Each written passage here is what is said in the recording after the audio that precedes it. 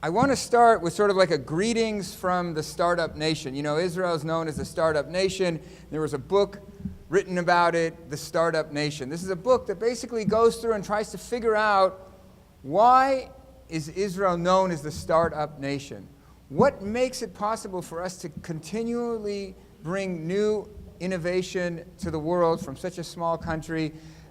There's many chapters. There's a chapter about the Israeli army. Guys at an early age take on a lot of responsibility. They learn all kinds of new technologies. It's a small country. There's no hierarchy. Somebody at the bottom of the career ladder can talk to the CEOs. There's an openness to hear new ideas, no matter where it comes from. There's all kinds of interesting reasons that they come up with. Why is Israel known as the startup nation? I think it boils down to one sentence in the middle of this book, and I'll read it for you now. It says as follows: with all of its problems, Israel has one commanding advantage: a sense of purpose. Israelis may not have affluence or the quiet life, but they have what affluence tends to smother: a motive. So I want you guys to sort of put that aside for a moment, and I want to explain, who I am and a little bit about Mobileye. My name, as was introduced, my name is Mois Navon. I'm one of the founding engineers of Mobileye. I designed this chip. This is the chip that, as was said, is powering the autonomous revolution. This is the chip that Intel bought for $15.3 billion. And the question I want you guys to try to think about over the course of this lecture is why. Why would the largest chip manufacturer in the world pay $15.3 billion to buy a company that makes one chip? Now, just to sort of like emphasize the depth of this question, $15.3 billion isn't just a lot of money, okay?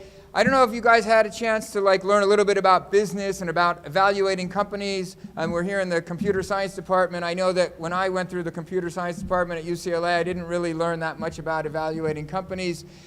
There's a very fundamental way that companies are valued. It's called the PE, their price per earnings, okay?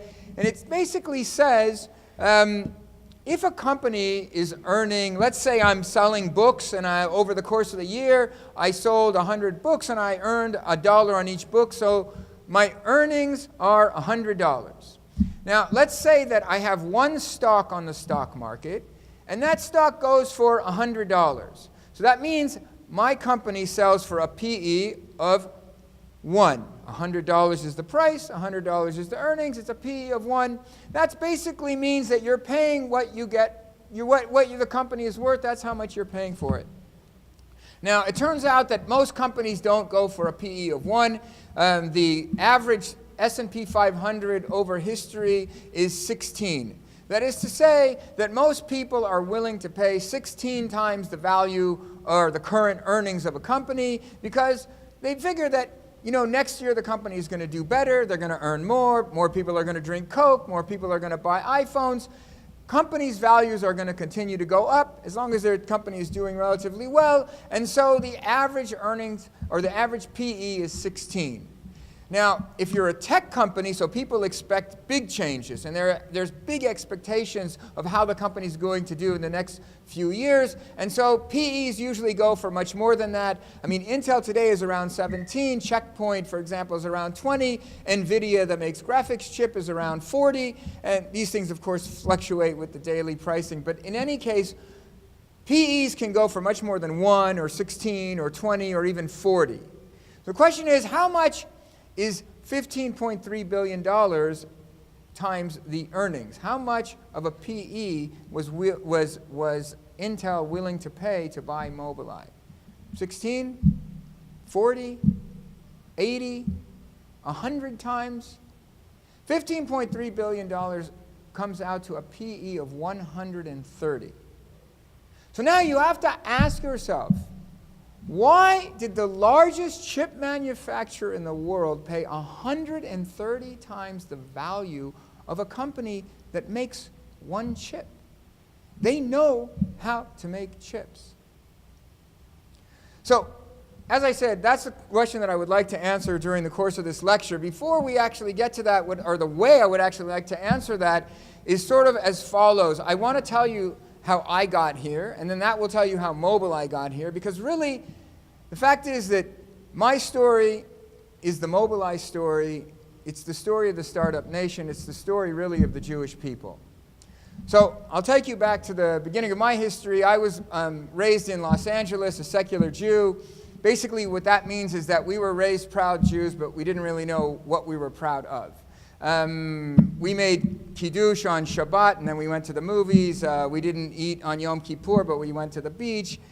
You know, basically had some kind of traditions in the background, not really knowing what or why.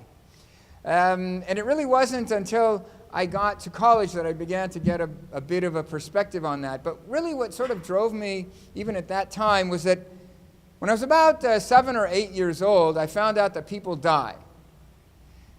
And that made me ask the simple question that I imagine that most people on the face of this earth ask at some point or another, and that's like, so what's the point? What is the purpose of our existence if we are all going to check out, probably sooner than later?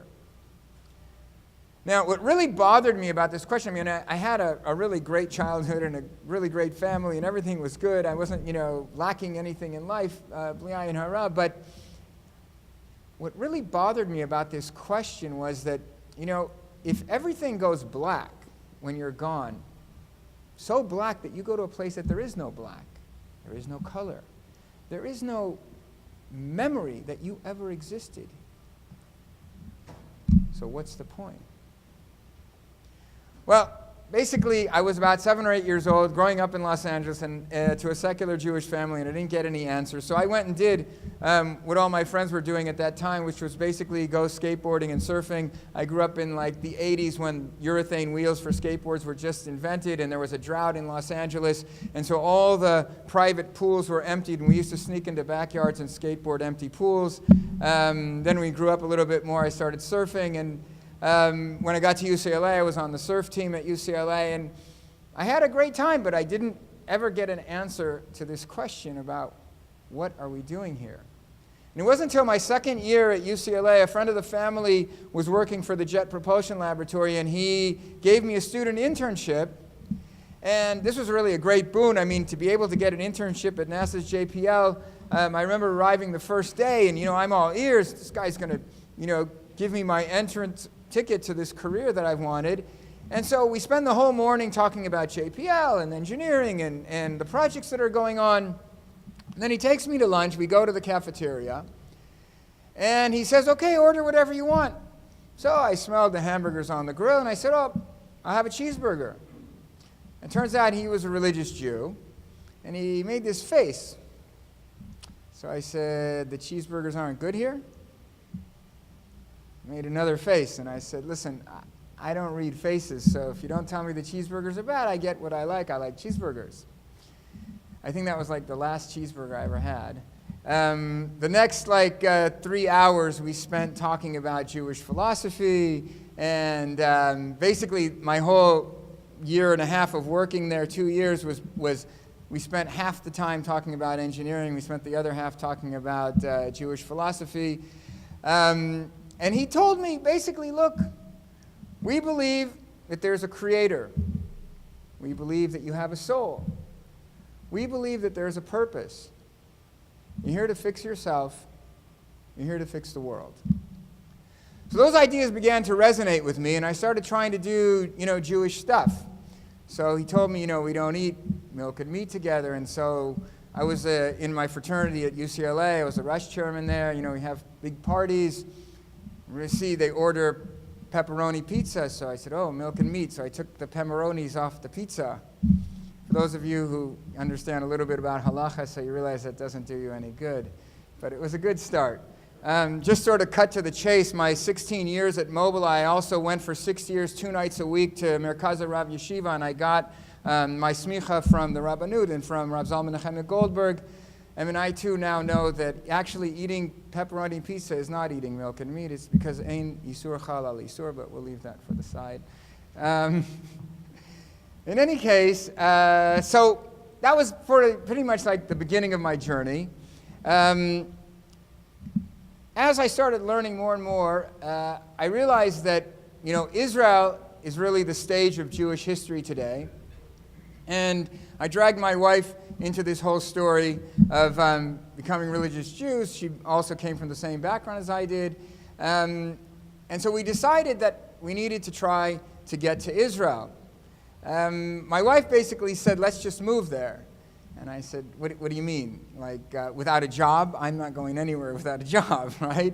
So she said, okay, so send your resume. So I sent my resume to all kinds of American tech companies based in Israel. I was lucky to get a no thank you letter. Nobody hires people just for sending your resume. I was beginning to think, I need to make a pilot trip or something. In the meantime, I was working for a tech company in LA, and they had hired a number of Israelis that were like on Shabbaton. They were working for their year off in the United States. And so I became friends with a number of them, and one of them brought this fax to my desk one day. It was IBM Israel, the R&D facility in Haifa, was coming to LA to interview for these 6-7 positions. So I looked at him and I said, why are you giving me this? And he said, Stam, just thought you might be interested. Yeah, I'm interested, So I look over the list. I said I could at least do 3 or 4 of these. I faxed them my resume. I got an appointment set up with a guy named Yosef Raviv, who is the founder of IBM Israel, and really one of the founders of tech in Israel. He brought IBM in the 70s to the country. And so he met me at this hotel in Los Angeles. He gave me kind of a superficial interview, and he said, listen, you seem like a nice guy. Seems like you have the relevant experience, but I don't give a tech interview. You need to have a technical interview. The head of the chip department is going to be in San Francisco next week. Can you fly there? So I said, great. Cheaper than flying myself to Israel. So he said, okay, great. So you'll meet him in the VIP lounge in the San Francisco airport, and you'll have a tech interview there. So it sounds very cool, great. Going to the VIP lounge in the airport, meet the head of the chip department group.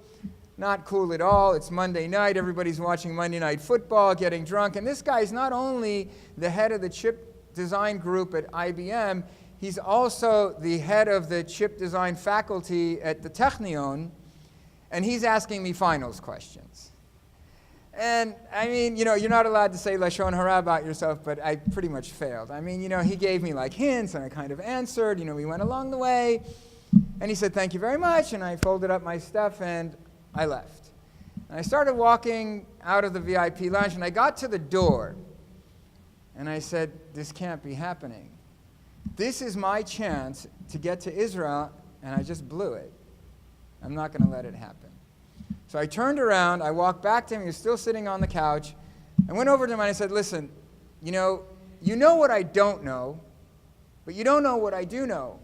I've been working in this industry for close to 10 years, and I've done quite a few designs. Could you let me at least show you some of the things that I've done?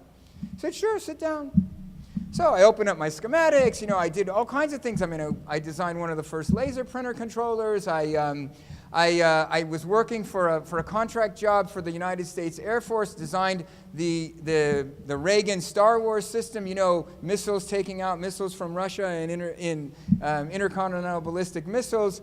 Did you ever think about, how do you test a missile's capability to take out another missile without shooting up 2 missiles into space? So you need to design a simulator, and you need to basically have it work in infrared. It's all kinds of details. Anyway, so I explained to him all these things. He said, thank you very much. I folded up my stuff, and I left.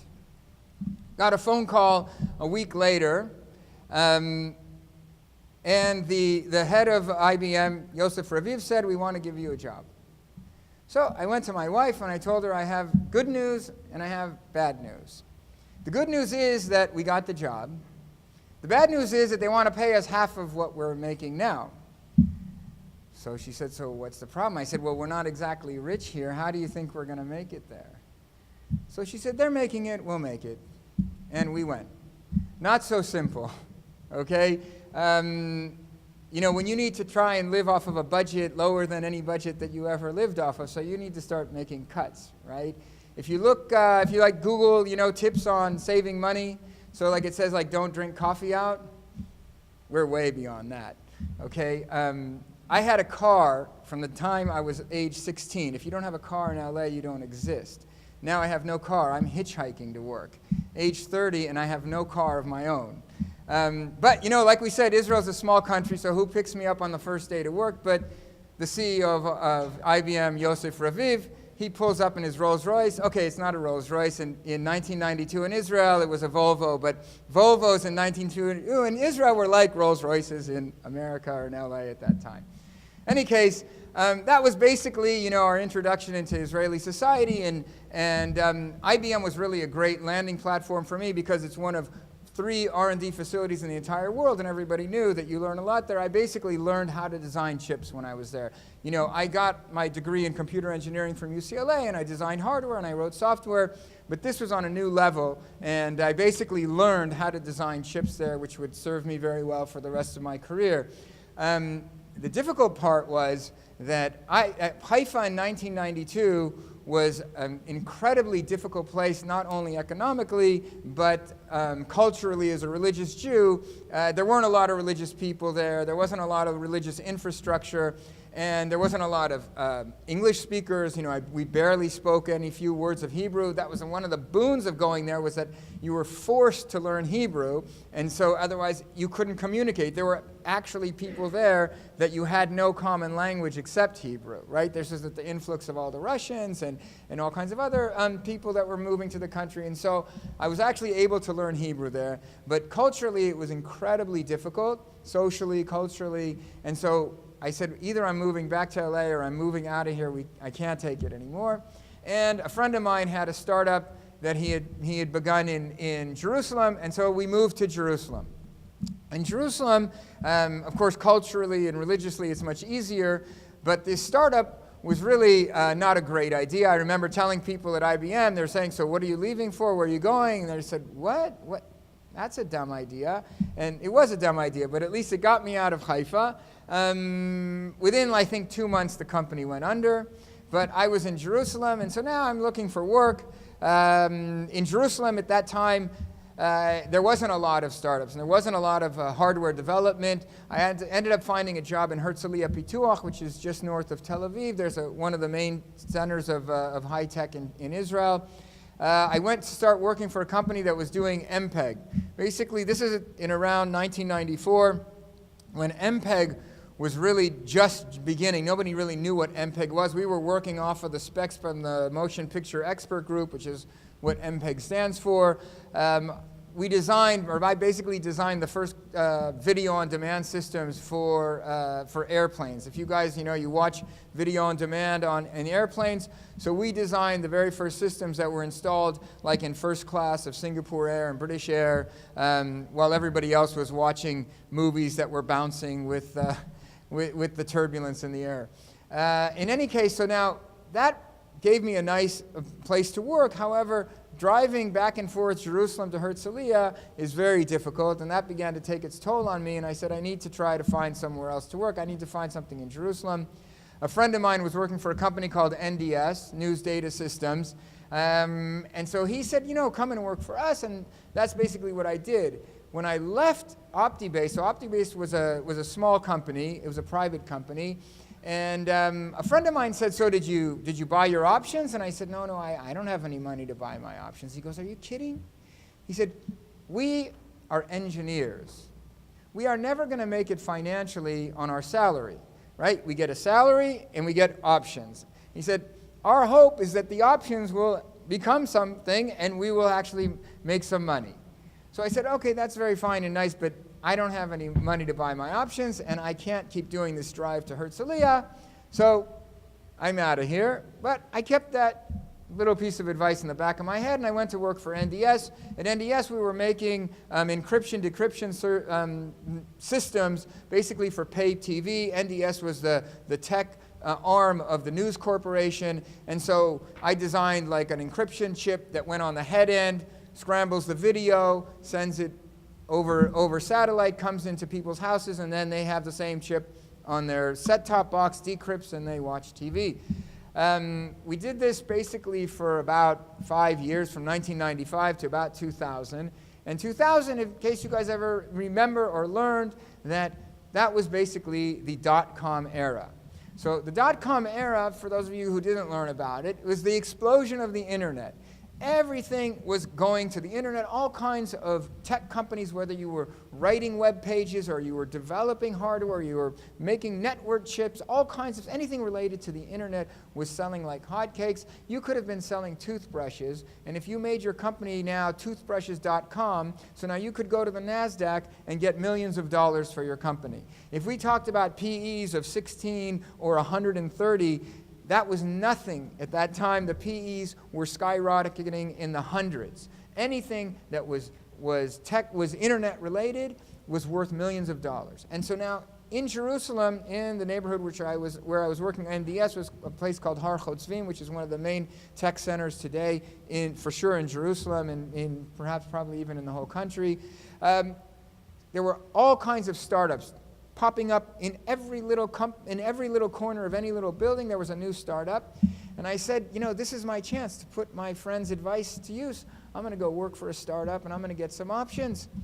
So I left NDS, big, safe company, and I went to work for this company that was going to make fiber to the home. I was going to develop this network chip. And the company said, look, we have enough money basically to hire our first level of management and engineers. And then next year we'll go to the NASDAQ and we'll go public and we'll get millions of dollars. We'll fund the next phase of the development. Well, for those of you who know the history of the dot-com era, it became the dot-com bubble. And then the dot-com bubble burst. And people realized, PEs of 500 and 700 for two guys sitting in a garage is not going to cut it. And so the NASDAQ basically crashed. All these startups that were banking on going to the market to get the next round of funding basically closed, including the company that I was working for. And so now I was on the street.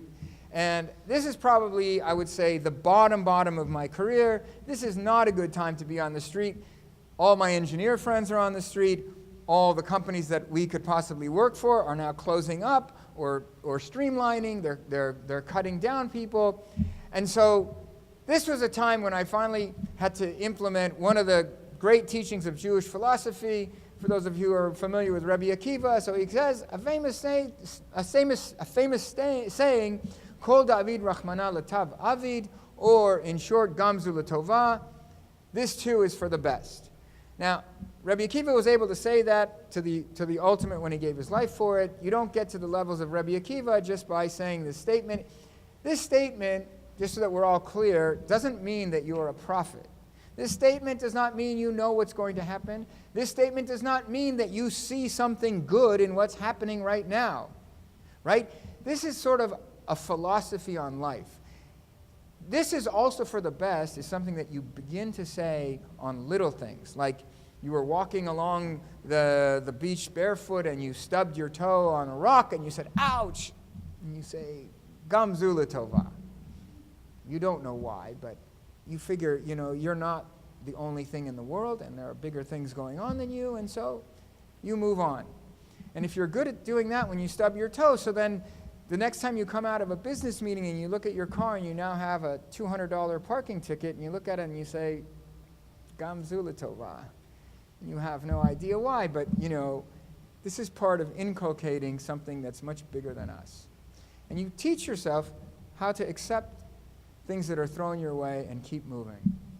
So if you get good at those steps, so then you can get to the bottom of your career when you have 5 kids, a wife, and a mortgage to take care of, and you have no job, and all your engineering friends also have no jobs, and there are no jobs, and you say, Gam Zula Tova. And you send your resume out, and you start looking for work. And all the work that I was able to find was basically in the internet still. It still hadn't completely fizzled out, and there were internet development companies. And I was still looking for a startup. I had my time with all the big companies. I said, I don't care. I want a startup, but I don't want to work for an internet startup. So I kept looking. After a couple of weeks networking with friends and so forth, a friend of mine said, you used to work with a guy at NDS. He's working for a startup in a house in Ramot. Ramot is a small neighborhood just outside of Jerusalem. I said, oh, startup. I'm looking for a startup, but what is it, internet? He said, no. Something in automotive. I said, oh, cars. People need cars. I'll go work for them. So in case you didn't know, 17 later, that small automotive startup was bought by Intel for $15.3 billion. So Gamzula Tova. Now, that basically brings us to the Mobileye story. So Mobileye started about a year plus before I got there. It was started by a professor named Amnon Shashua. Amnon Shashua is the head of computer vision at Hebrew University. At the time, in 1999, he was a professor, and he was doing what professors do. He was doing research, writing papers, giving talks. He was in the Far East giving a talk on his latest research. And in the course of his lecture, so he said, and you know, we can detect objects with a single camera. So somebody in the back of the room raised their hand and they said, excuse me, did you say you can detect 3D objects in 3D space with a single camera? And he said, yeah. Moved on with his lecture. At the end of the lecture, he steps down off to the stage and he's surrounded by a team of engineers from Toyota. And they said, are you kidding? We've been working on this problem for years. And we work under the paradigm of 2 eyes, 2 cameras. You can't tell depth without 2 eyes. You can't tell depth without 2 cameras. So Amnon said, no, you can.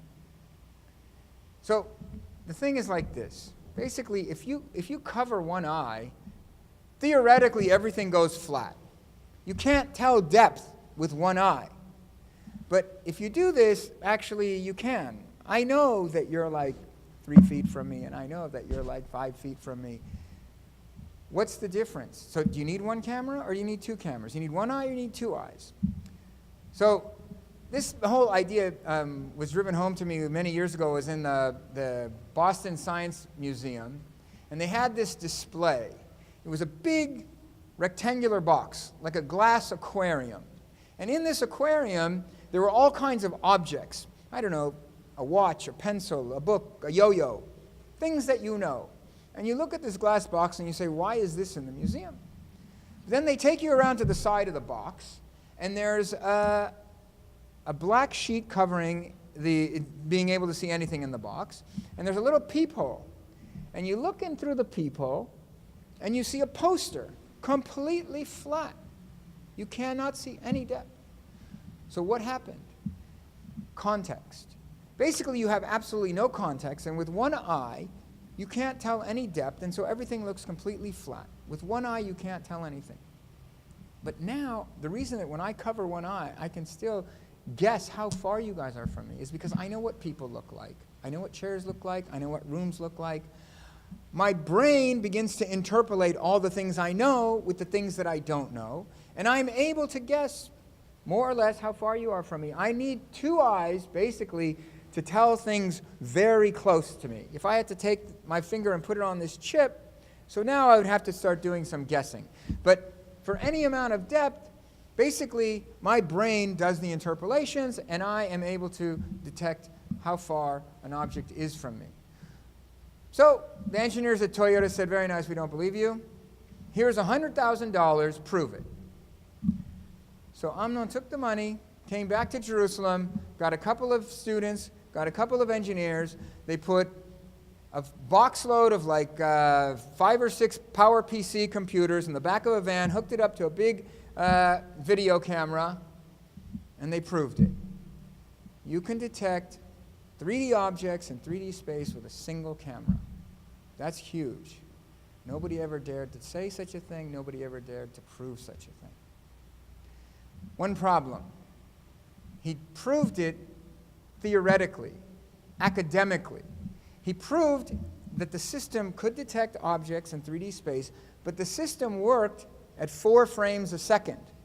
4 frames a second isn't fast enough to do anything in real time. To give you an idea, by the time that system would say brakes, you would have just ran over 10 people. Okay? So now, with the prototype developed, Amnon goes and hires my friend, myself, and a couple of other engineers, and he says, make this thing work in real time.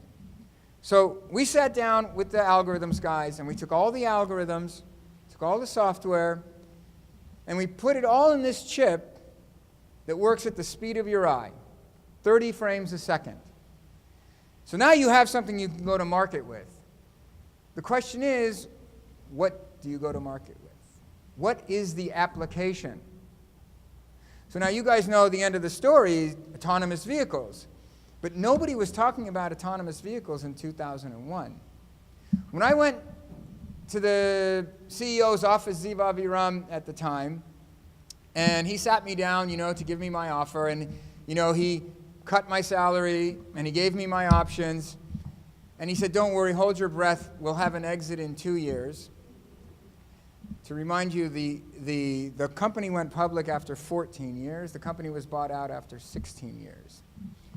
So it's a good thing I grew up surfing, so I learned how to hold my breath.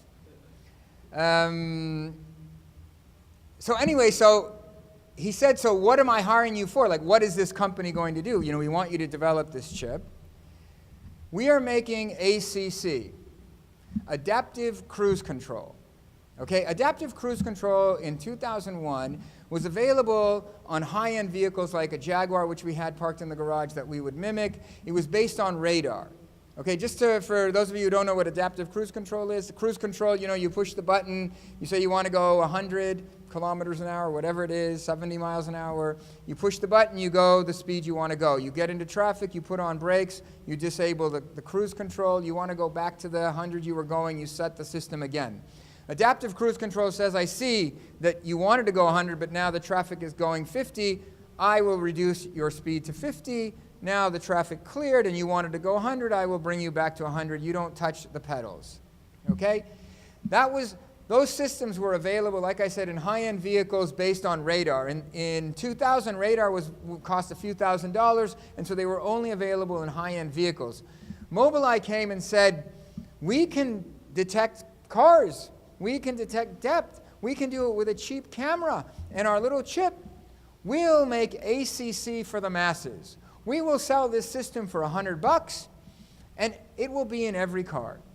That was the product that Mobileye was going to market with. That was what I was hired for. That was what we were hoping to do in 2 years. By the way, either the CEO was naive, or I was naive, or both of us were, but just to give you a little bit of an idea, that to design the logic of this chip takes at least a year. To convert all of that to gates and transistors and wires and drivers and everything that goes into the silicon takes another year. It takes another year to test the chip, another year to integrate it into a car, another year to test the car. You're looking at 5 to 6 years to integrate some kind of a chip that controls the gas and the brakes of a car. And that really brings us to the next phase. So here we are designing this chip that's going to do ACC for the masses, basically what I like to call a luxury toy. And we were out of money, okay? No exit in 2 years, not 3 years. We're like 5, 6 years along, and we have contracts, but we're not selling anything. So the CEO comes to the employees and says, listen, we need money. We need to sell this thing today. We need to have an application. We need to have a product that we can start selling today. We can't wait anymore. So people come up with ideas. So I went home that night, and I sat up all night. I searched the internet for everything that I could possibly think of.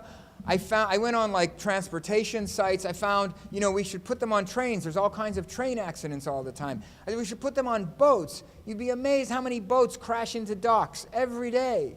We should put them on, we can put them on like the ice machines in hockey rinks. And I came up with a million ideas. The CEO said, oh, very nice, but we want to stay in the automotive industry. We're in cars. We want to stay in cars. We need to do something in cars. By the way, all those ideas are being used today, but then we needed to stay in the automotive industry, which is also a good piece of business advice, that you need to stay focused, especially when you're beginning. And so somebody came up with an idea that we call the aftermarket product. The aftermarket product is basically a camera looking out your front windshield. It's connected to this chip, and the chip basically is connected to a small display device that sits on your dashboard. And on the dashboard, the display basically gives you the amount of time till you'll crash into the car in front of you. It'll say 1.2 seconds, 1.7 seconds, 0.5 seconds. It's constantly measuring the distance in front of you so that you know how much time you have. Basically, if you keep a 2-second distance, you can avoid 90+% of the accidents in the world. If you go down from a second, so now you're within, say, 50% of the accidents are avoidable. And if you go below that, so now you're playing dice. So now we give you that number. Also, if we think that you're going to crash, so we beep you. If we see the lanes, so that if you leave your lane without the signaling, so we beep you. It's basically a warning system. And we didn't really have any money for this. So we didn't put any money in advertising, in marketing. We hired a couple guys that would work on commission. Very tough job. It was like a revolving door, the guys who were working on sales on commission, trying to sell these chips basically to distributors all around the world. But slowly, the chip was beginning to sell. And this aftermarket product was beginning to see results. And I remember the company dinner, when the CEO got up to explain to us what was happening with this aftermarket product. Now, every year that the company had enough money for a company dinner, so we had this company dinner, and among the things that you do at a company dinner, the CEO gets up and he basically gives his CEO speech. Since you guys haven't been very long in the working world at all, I will tell you what the CEO speech goes like. The CEO speech says, "We're doing well, work harder, we'll do better." Usually takes a CEO between 20 to 25 minutes to say those 3 sentences. There's a lot of fluff, but that's the CEO speech. Now this year, the CEO gets up there and he doesn't have his CEO face on, and he doesn't have his CEO speech on. He's very serious. And he looks out at everybody and he says, "You know what, guys? We're saving lives." Everybody looks at each other. What do you mean we're saving lives? We're making a luxury toy for the masses, ACC. No.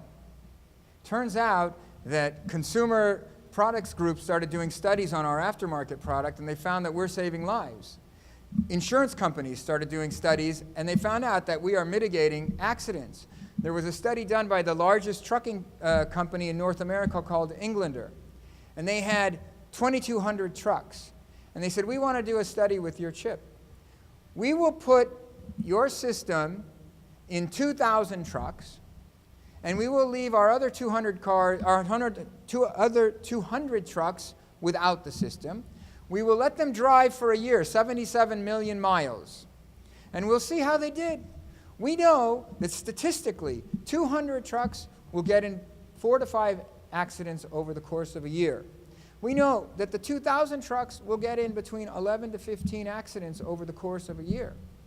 Let's see how you do." So they ran the test, and indeed, after a year of driving, the 200 trucks got in 5 accidents. And the 2,000 trucks, 0. But not only were they able to stop all the accidents that these trucks were getting into, they saved in gas costs the price of the system and more. Because now the truckers are not going too fast and driving up against somebody's bumper and having to put on the brakes and go through 25 gears. They're driving with a safe distance. And they're not switching lanes all the time. They're staying in their lane. And so basically, we were also able to train the drivers to drive safer. So anyway, this is just another one of the many things that happened along the way. But what happened was that at this point, the company did what's called a pivot. Now, the CEO says that there were quite a number of pivots along the way of Mobileye's history. I can name 2 really huge ones. This is the first one. This pivot, all of a sudden, Mobileye said, "We're not a luxury toy company anymore. We're a safety company." And now we have a new motto. And our motto is, "Our vision, your safety." And now, if we can warn cars and we can warn drivers with this warning system, we can get into the car and do these applications ourselves. So instead of warning you that you're going to crash so that you put on the brakes, we'll put on the brakes. And we'll call it AEB, automatic emergency braking. And, instead of beeping you when you leave your lane without signaling, we will keep you in your lane. And we'll call it LKA, lane keep assist. And then there's more and more of these applications that we will sell to the car companies. And in fact, these applications took on a whole new life of their own, and they became a field in the automotive industry known as ADAS, Advanced Driving Assistance Systems. And governments are giving points for safe cars that have these features. And insurance companies are giving discounts for cars that have these safety features. And there's only one company in the entire world that has all the ADAS features in one chip. And so we have today 70% of the ADAS market with something like 25 million chips all around the world.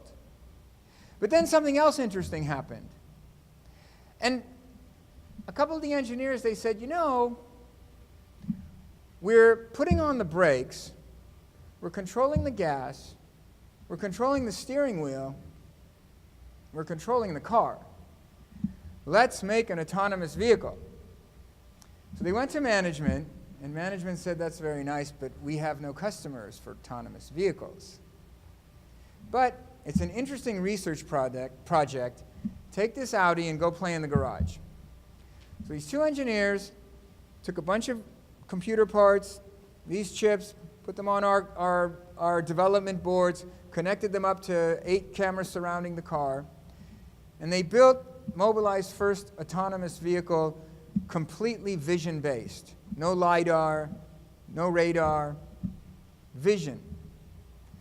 And it was able to drive from Har Chotzvim in Jerusalem all the way to the Dead Sea, stopping at lights, going around cars, seeing people, the whole works. But we didn't have a customer. But we did have lots of car customers coming for our ADAS stuff. And so Tesla came and they said, we want it. And VW came and they said, we want it. And BMW came and said, we want it. And Audi came, and all of a sudden, just about every car company that you can think of wanted our autonomous vehicle platform. Everybody except for Toyota. So we have this like love-hate relationship with Toyota. They gave us the initial money, but then they said, oh, good, it works. We're going to go have our Japanese friends at NEC do this. So you can't blame them, right? They're Japanese. They want to work with Japanese, right? Every culture tries to work with their culture, right? We have that. You give tzedakah first to your family, then to your city, then to your country, and then you go and help the rest of the world. And Israel also can be very proud of following that and helping the whole world as well as helping their family at home. Now, that's very nice, but when it gets to business, it's not the greatest idea. Now, I'm not a businessman, but I have a friend who's a PhD in economics from Harvard, and he explained it to me like this. He said, you know, you always want to have people doing what they're good at. And I said, yeah, but I want to help Israel, so I want to buy Israeli products. I said, you know, I've been buying these Israeli chocolate chip cookies that I really don't like, and I'm not buying the American ones that I grew up on because I want to help Israel. And he said, you're not helping Israel. I said, what? I'm buying blue and white? He goes, no. You want to have imports equal exports. You want to be able to be buying what other people are good at, and you want to sell what you are good at. And that's really how you develop the economy. I said, I don't get it. Why don't I just buy only Israeli and all we do is export? He goes, look, you want to be like Singapore or you want to be like North Korea? I said, I don't get it. So he said, look, if you buy cookies that don't taste good and cost twice as much money, all you're doing is promoting shoddy labor at an expensive price, and at some point it's going to go under. You're not doing anybody any favors. So I said, so what cookie should I buy? The cheapest, bestest ones that you like, that's what you should buy, and that's how you will be helping the economy of Israel, and you will be helping the economy of the world. And I think this is the lesson that I think Toyota actually has begun to learn, but at that point they didn't know. And Toyota went to NEC. Now, NEC are smart guys. They know how to make chips. They know how to make processors. But they didn't know how to make a single camera image processor that's very focused on this one application. You see, Mobileye, from its very inception, had algorithms guys, software guys, and hardware guys, all under one roof, working on one problem. And so like I went and sat with algorithms guys and I said, what is it that you need to be done? And I implemented that. And I sat with software guys and they said, what kind of commands are you using? And I made special commands for them. Okay, and so we had this incredibly efficient system. Now to give you guys an idea, I know most of you are in computer science, but I will break it down since anyway this is being filmed and there may be people who are not in computer scientists. So I will explain to you the difference between what NEC did or any other general processor manufacturer and what we did. So a general processor basically is made up of a control unit, some memory, an ALU, an arithmetic logic unit that does the math, the calculations. I'll give you a simple example. So one of the blocks that I was responsible for is called the tracker. Okay? It tracks image after image to make sure that I'm still following the same object. Okay? So like we have a car. I need to make sure I'm still tracking that car. How do we do it? After some manipulations that we call warping and transpositions, at the end of the day you have two pictures that you want to compare. How do you compare two images? So you know that images are made up of hundreds of pixels. Basically, if you want to see if two pictures are exactly the same, you take this pixel from image 1 and you subtract it from the same pixel from image 2. And if the pixels are the same, so you will get a result of 0. You keep doing that for all the pixels throughout the image. You add the differences of every calculation that you did, and you do a sum. When you get to the end, if the pictures are the same, so you get a sum of 0. Okay, that's called SAD, or sum of the absolute difference. We also did another one, which is called SSD, which is the sum of the squared differences. It just basically amplifies the differences between the two images. In any case, what you need to do is, in a general processor, the controller will say, give me pixel 0 from image 1, give me pixel 0 from image 2, Mr. ALU, please subtract these for me, give me the answer, give me pixel 1 from image 1, give me pixel 1 from image 2, please subtract, okay, now please add, and you start doing this. If you start doing it really fast, you're going to start sweating. If you're a chip, you're going to burn up. And that's exactly what happened to NEC's chip. They plugged it in, and it burned up the minute they used it. Not only were they trying to do all of these processes super fast, they also didn't realize, perhaps, that this chip needs to work planted on a windshield in Arizona in the summertime without a fan. So you need to be incredibly low power, and you can't do that with a general processor. But what did I do to develop that same system? I know that I'm an image processor. I know that I need to do this SSD calculation on all these pixels. So I didn't say give me pixel 1 and pixel 1. I said give me row 1 and row 1. Bring them in. I don't have an ALU. I have a row of subtractors and an adder sitting on the end that adds it immediately, which is basically an accumulator. And by the way, when I just did that, I already got the other rows. Okay, so I'm working in full pipeline speed, completely efficiently, and that's one of the things that made our chip different than anybody else's chip. I remember the CEO telling us that even when we were maybe 100 people, we were the biggest group of people on the face of the earth working on this one problem. So it's true that there were other companies working on processors and working on this problem, but there was nobody that had software, algorithms, and hardware all sitting around the same table trying to solve the same problem. And that's one of the things that gave Mobileye the advantage that it had. And that basically brings us to the Intel buyout.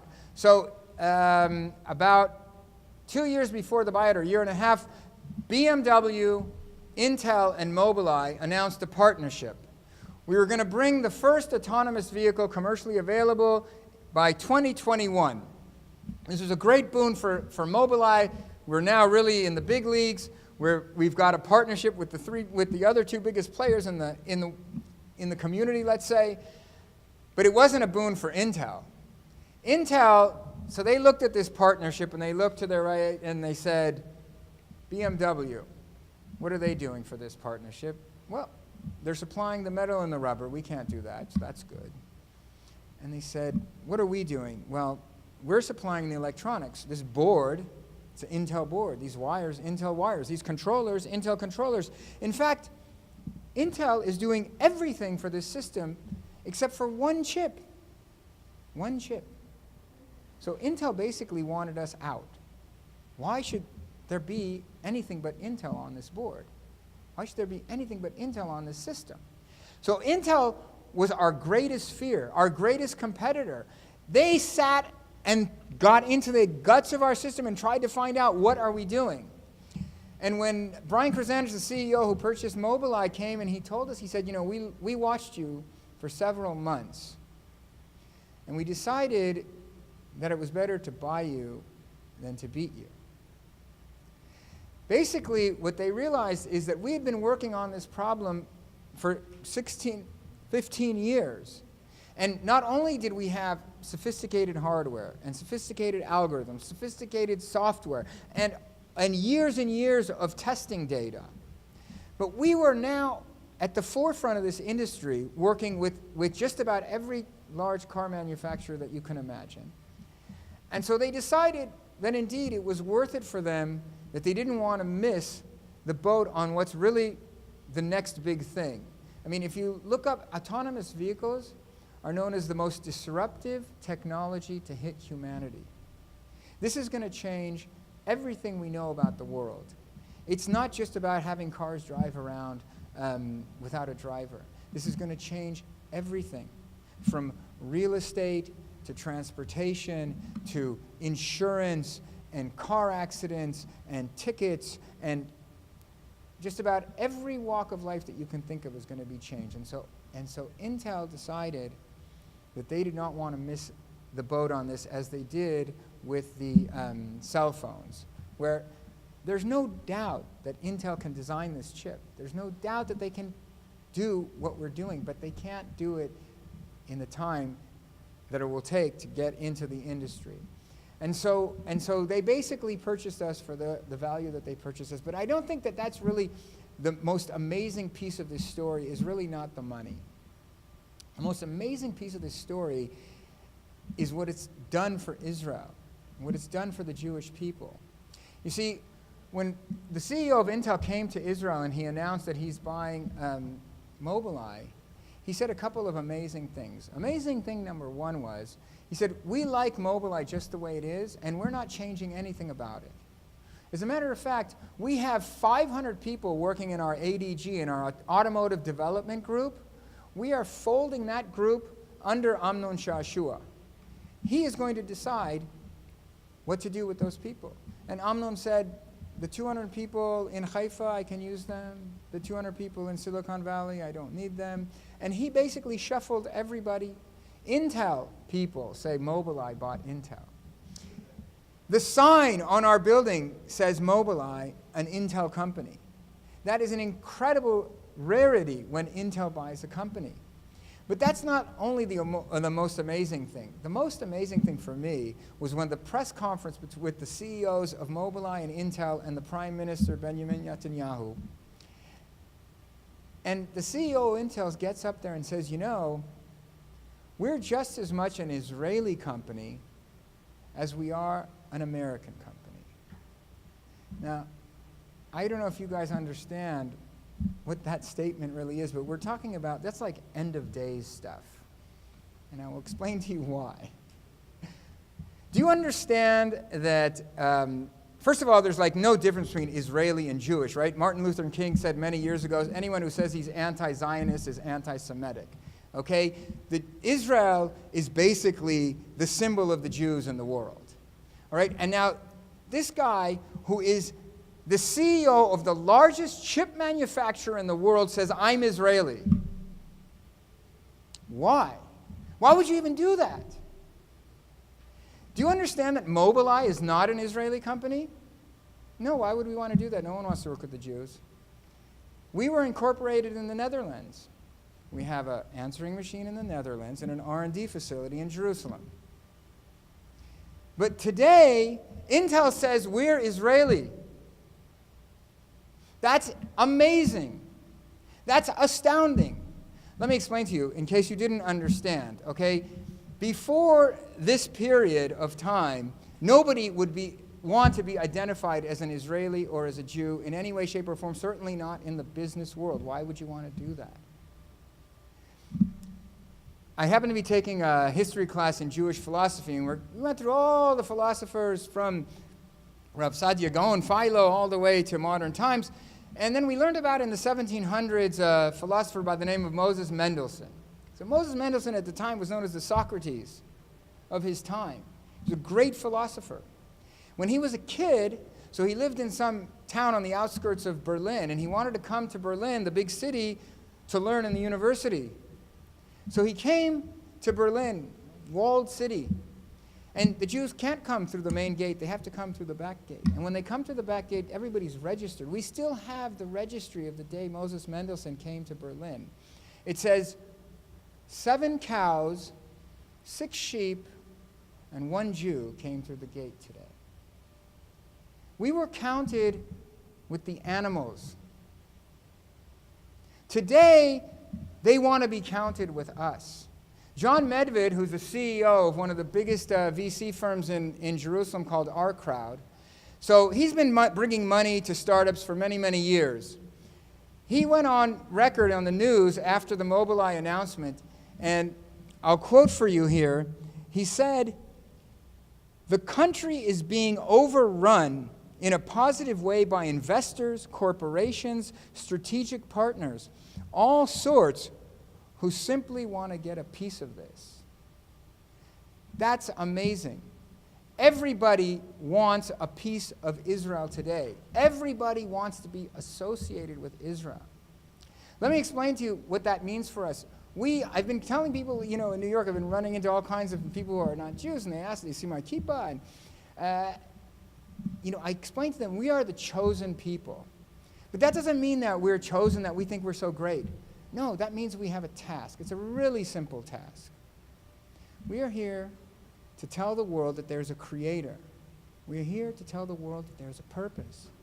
That's it. I've been giving these talks basically to do just that.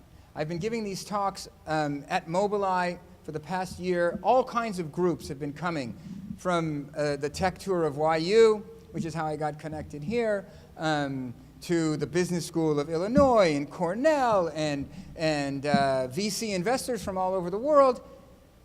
There was a group of investors from China, and they basically came on a 2-week fact-finding tour to the state of Israel to find out what's the secret of the Jews. They went from company to company. These guys are incredibly wealthy. They're the people who built the Shanghai Towers. Okay, they came with their CEO and their top management, and they came to Mobileye and they met with me. And I told them the same story. Grew up as a secular surfer, became religious, moved to Israel.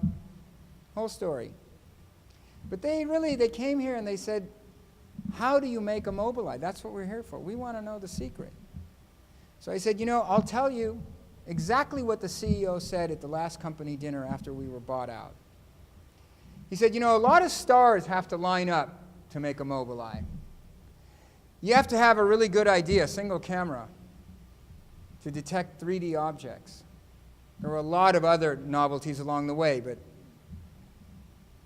he said, you have to be able to roll with the punches, the ups and downs of finance. You've got to be able to hold your breath. It's not going to take 2 years or 5 years or 10 years. It's going to take a long time. And you're going to have to work. You're going to have to work really hard for really long. And then he said, and I like to quote Thomas Jefferson. So Thomas Jefferson said, I believe in luck.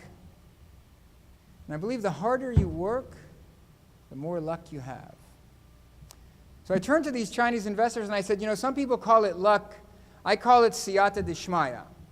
I call it the help of heaven. I believe that there's a creator. I believe that he wants us to fix the world. I believe that if we do his will, he'll help us do his will.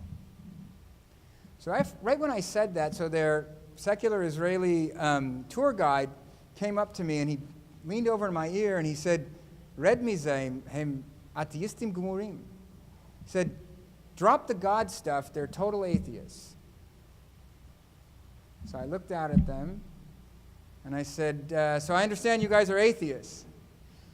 They all smiled. I said, let me leave you with an enigma. It's called the Jewish people. We were kicked out of this land 2,000 years ago by the Romans. We were spread out all over the globe. No matter where we went, for some reason they didn't like us very much. Matter of fact, they tried to kill us wherever we went. But we survived. Not only did we survive, we came back to our land. We rebuilt our country against all the odds. And we're so successful that there are groups from all around the world coming to learn what's the secret of our success. How do you explain that? Some people call it luck. I call it siyata dishmaya. Thank you very much.